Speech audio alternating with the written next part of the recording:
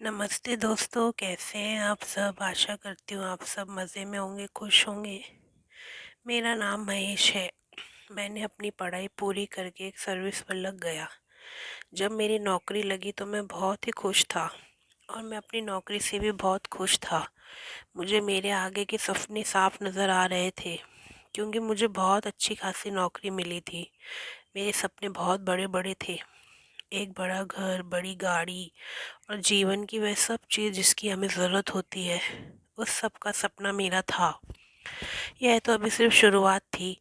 आगे के लिए मैंने बहुत कुछ सोचा था, लेकिन मुझे यह नहीं पता था कि जल्दबाजी में किए हुए फैसले हमारी ज़िंदगी कैसे बदल देते हैं और हमारे जीवन पर क्या असर डालते हैं।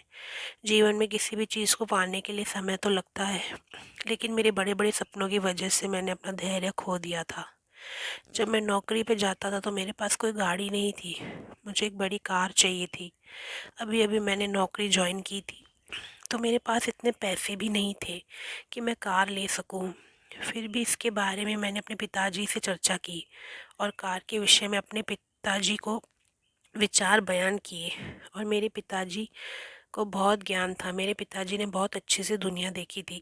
मेरे पिताजी ने मुझे समझाया, बेटे, मैं जानता हूँ कि तुम कार लेना चाहते हो, लेकिन शायद ये बहुत जल्दी होगा। इतनी जल्दबाजी मत करो, अभी अभी तो तुम्हारी नौकरी लगी है। फिर मैंने उन्हें कहा, पापा, मुझे लगा आप मेरे फैसले से खुश होंगे।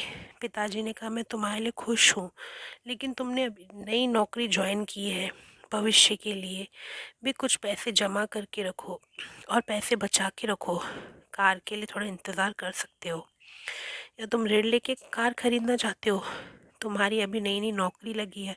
हाँ पिताजी, मैंने सोचा कि मैं ऋण लेकर कार खरीद लूँगा। मैं इंतज़ार क्यों करूं?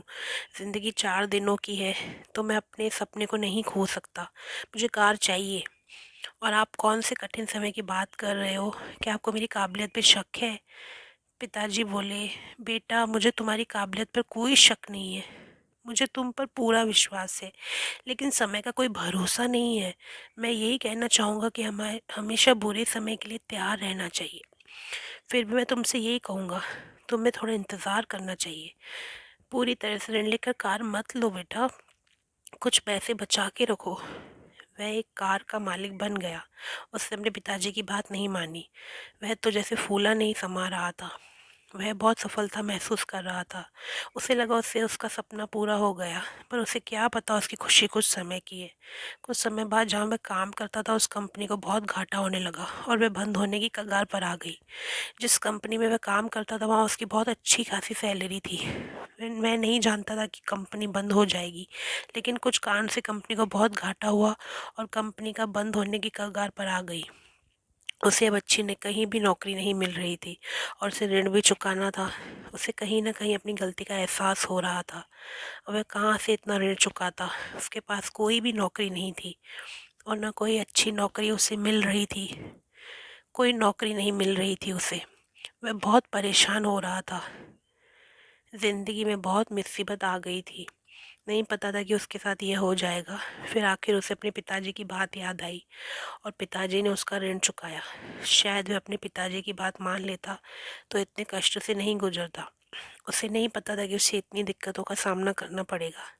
उसने कोई भी बचत नहीं की थी। दोस्तों, हमेशा याद रखिए, आपातकालीन परिस्थिति के लिए हमेशा बचत करनी चाहिए। धन्यवाद।